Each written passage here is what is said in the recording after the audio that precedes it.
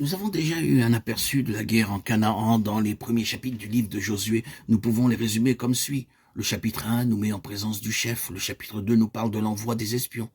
Le chapitre 3 et 4 du passage du Jourdain conduisant à la conquête du pays. Le chapitre 5 de la nécessité de la circoncision comme préparation pour le combat. À la fin de ce chapitre apparaît le chef de l'armée de l'Éternel. Chapitre 6, la première étape de la guerre. Jéricho illustrant la victoire par la prière. Au chapitre 7, le danger de mépriser l'adversaire, la défaite et ses causes. Et au chapitre 8, le terrain reconquis. Nous allons maintenant, dans cet audio et les prochains audios, étudier plus en détail ce dernier sujet.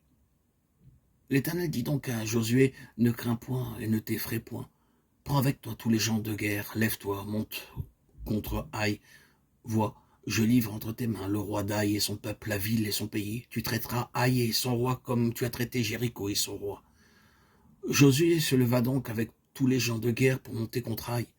Il choisit 30 000 vaillants hommes qu'il fit partir de nuit.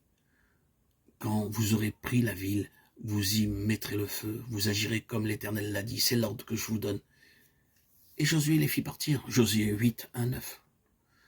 Le 18e verset du même chapitre nous montre ce que Josué lui-même avait à faire pendant que les hommes de guerre livraient bataille pour reprendre le terrain perdu à Haï. L'Éternel dit à Josué, « Étends vers Haï le javelot que tu as à la main, car je vais la livrer à ton pouvoir. » Et Josué étendit vers la ville le javelot qu'il avait à la main. Josué ne retira point sa main qu'il tenait étendue avec le javelot jusqu'à ce que tous les habitants eussent été dévoués par interdit. Josué 8, 18, 26. La part de Josué dans le combat était simplement d'étendre sa main avec le javelot et de ne point la retirer jusqu'à ce que toute la cité eût été détruite. Il est intéressant de constater dans ce récit à quel point la foi était combinée avec l'action. Les gens de guerre avaient à soutenir un combat réel, mais la mission de Josué était de maintenir la position de foi en gardant sa main étendue avec le javelot. Combien ces méthodes de l'Ancien Testament pour remporter des victoires nous paraissent étranges. Moïse, sur la montagne, avait élevé ses mains pendant qu'Israël combattait contre Amalek, Exode 17. Et maintenant, Josué étend sa main pendant qu'Israël allait conquérir une cité.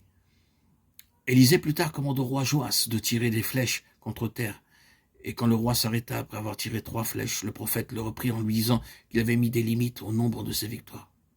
« Il fallait frapper 5 ou 6 fois, lui dit-il. Alors tu aurais battu les Syriens jusqu'à leur extermination. Maintenant, tu les battras 3 fois. » 2 Rois 13, 14, 19. Ces tableaux de foi et d'action combinés sont des plus remarquables et semblent indiquer que les prophètes et les conducteurs d'Israël attaquaient les puissances invisibles pendant que les hommes de guerre marchaient contre les armées terrestres. La puissance en face des forces invisibles du mal consiste en une attitude de foi. Si vous êtes empêché de descendre vous-même sur le champ de bataille dans le monde, vous pouvez, dans votre propre demeure, prendre une attitude de victoire et étendre par la foi le javelot que vous avez à la main en faveur de ceux qui sont en première ligne, luttant contre le péché et contre Satan. C'est de cela que l'Église a besoin actuellement, de chrétiens qui connaissent leur Dieu de telle sorte qu'ils puissent faire valoir la victoire de Golgotha pour la délivrance et le triomphe de son peuple, de chrétiens qui sachent remporter la victoire par la foi pendant que les autres sont engagés dans le service.